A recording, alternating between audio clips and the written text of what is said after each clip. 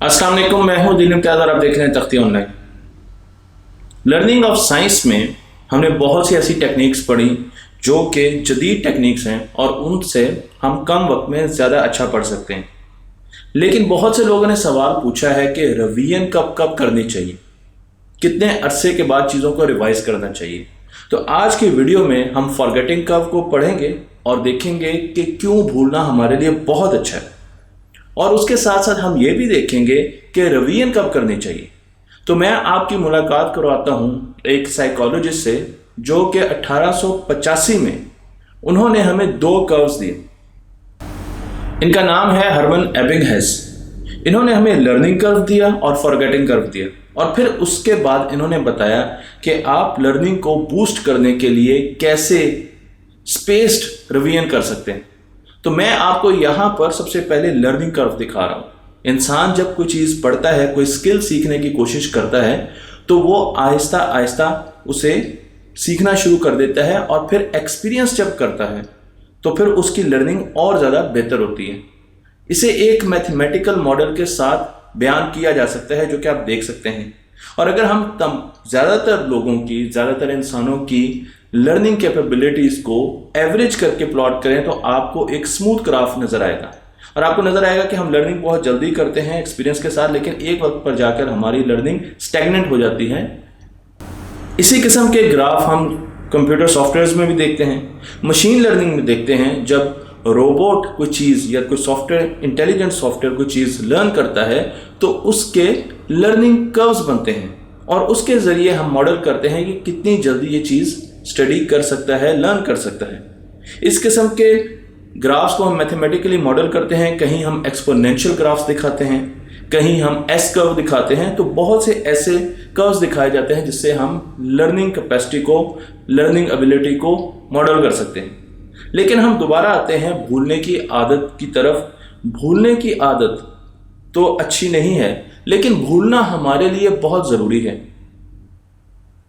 मैं आपको एक स्टडी दिखाना चाहता हूं जो कि ये बताती है कि इस वक्त 2020 में हम एक दिन में 44 ज़ीटाबाइट डेटा प्रोड्यूस कर रहे हैं वर्ल्ड वाइड, दुनिया में। ये डेटा कितना है? तो इसके लिए अगर आप इस ग्राफ को देखें तो आपको अंदाजा होगा कि कितनी तेजी से पिछले चंद सालों में हमने डेटा प्रोडक्शन इन्हांस की है।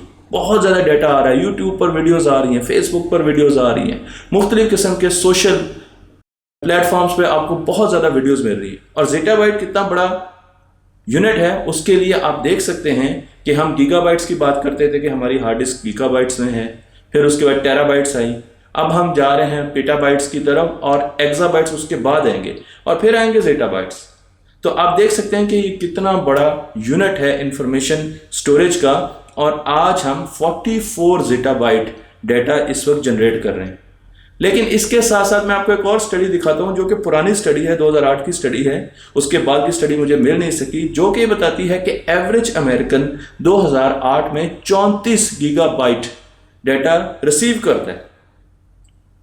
2008 में एक American average 34 gigabyte data receive करता है, तो 2020 में कितना करता होगा? इससे आप अंदाजा लगा सकते हैं कि हम बहुत ज़्यादा डेटा डेली बेसिस पर रिसीव कर रहे हैं, हम बहुत ज़्यादा डेटा हम तक पहुंच रहा है। और अगर हम इसी तरह की एक और स्टडी को देखें तो उसमें हमें बताया गया है कि हमारी जो मेमोरी कैपेसिटी है वो है 2.5 पेटाबाइट, यानी तकरीबन आप कह लें कि million of gigabyte, 10 lakh gigabyte.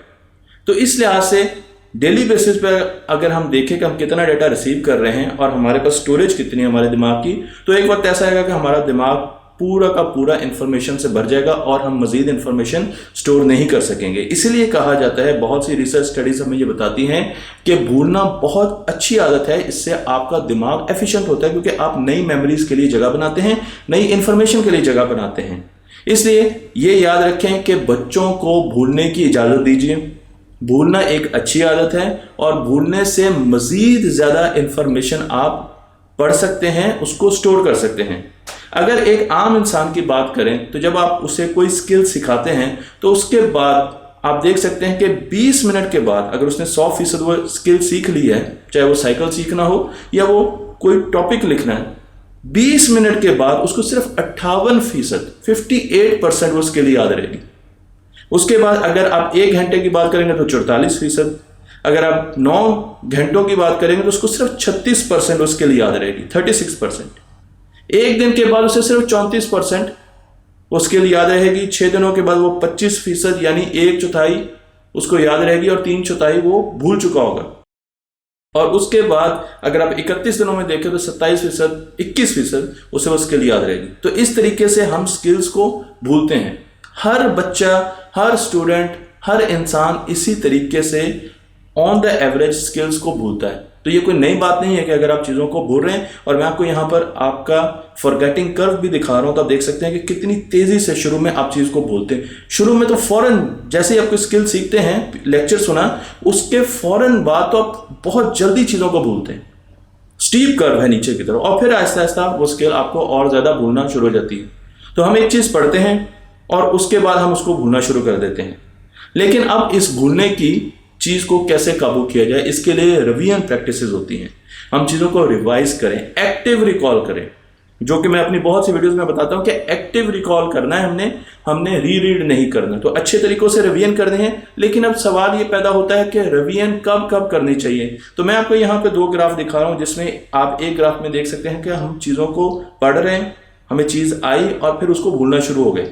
और जब हम उसको भूल रहे हैं तो हम रिवाइज नहीं कर रहे और फौरन हम उस चीज़ को भूल चुके हैं। लेकिन जहां पर अगर आप दूसरे ग्राफ की तरफ देखें तो हम जहां पर भूलना शुरू होते हैं वहां पर हम रिवाइज करते हैं तो ग्राफ एकदम ऊपर जाता है, फिर हम भूलना शुरू हो जाते हैं, ग्राफ नीचे आता है, फिर हम रिवाइज करते हैं, फिर ग्राफ ऊपर जाता है, फिर ग्राफ नीचे आता है। तो इस तरीके से हम अपनी लर्निंग कैपेबिलिटी को बूस्ट कर सकते हैं अगर हम प्रॉपर तरीके से सही वक्त पर रिवाइज कर सकें। तो रिवाइज कैसे करना है, उसके लिए हमें जो चीज़ें बताई गई अबिंग घास ने, वो मैं आपको यहाँ पर बता रहा हूँ कि उन्होंने हमें बताया कि आपने अगर एक टॉपिक आज पढ़ा है तो उसे कल ज़रूर रिवाइज करें। अगले दिन ज़रूरी है कि आप उसका कोई क्विज लें बच्चों से, या बच्चे अगर खुद काम कर रहे हैं तो वो उसका कोई टेस्ट दें, एक्टिव रिकॉल करें, उसको आपने ज़रूर रिवाइज करना है। उसके बाद आपने उसको तीसरे दिन रिवाइज करना है, क्योंकि आपका कर्व नीचे जा रहा होगा, आपने तीसरे दिन रिवाइज करना है तो वो दोबारा ऊपर की तरफ आ जाएगा। फिर आपने 7 दिनों के बाद 1 हफ्ते में रिवाइज करना है, कुछ जगहों पर 6 दिन भी लिखा हुआ है। 1 हफ्ते के बाद आप उसको रिवाइज करें।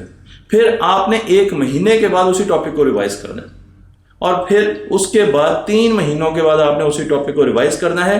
तो इस तरीके से आपने पूरा अपना मैप चॉक आउट करना है कि किस तरीके से आपने बच्चों को रिवीजन करानी। तो सपोज आपने बच्चों को पाइथागोरस थ्योरम पढ़ा है, तो अगले दिन उनको जरूर आते ही क्लास में कुछ क्विज दे दें पाइथागोरस थ्योरम के बारे में, ताकि वो चीज़ों को एक्टिवली रिवाइज करें।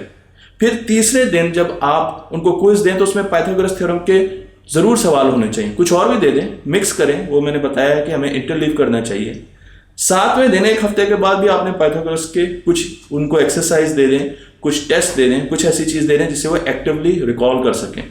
1 महीने के बाद फिर आपने उसको पाइथागोरस की कोई ना कोई चीज़ देनी है, या उसको टेस्ट बनाकर दे दें, मंथली टेस्ट दे दें, ताकि उसको वो चीज़ें याद आए। फिर 3 महीनों के बाद जब आप उसको करवाएंगे तो उसे वो चीज़ें बहुत देर तक याद रहेंगी। और उसकी वजह यह है कि जब वो चीज़ों को बार बार अपनी मेमोरी में लेके जाता है और रिट्रीव करता है तो हमारे दिमाग के कनेक्शंस मजबूत होते हैं।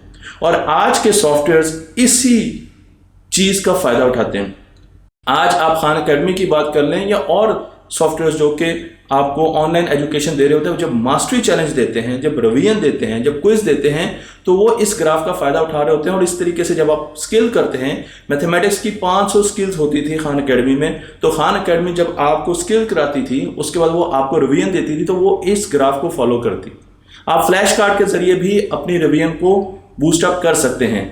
तो इसलिए ज़रूरी है कि आपको पता हो कि भूलना बुरी बात नहीं है बल्कि अच्छी बात है, क्योंकि आपको नई इंफॉर्मेशन की जगह मिलेगी। भूलने से घबराना नहीं है। और दूसरी चीज़ यह है कि भूलने को काउंटर करने के लिए आपने इस फॉरगेटिंग कर्व को देखना है और इन 5 तारीखों को आपने ड्यूरेशंस को याद रखना और इस तरीके से अपने बच्चों को रिवीजन की तरफ लाना है, तो आपके बच्चे इंशाल्लाह चीज़ों को भूलेंगे नहीं। तख्ती ऑनलाइन को लाइक कीजिए, शेयर कीजिए और इस इल्म को दूसरों तक पहुंचा दीजिए।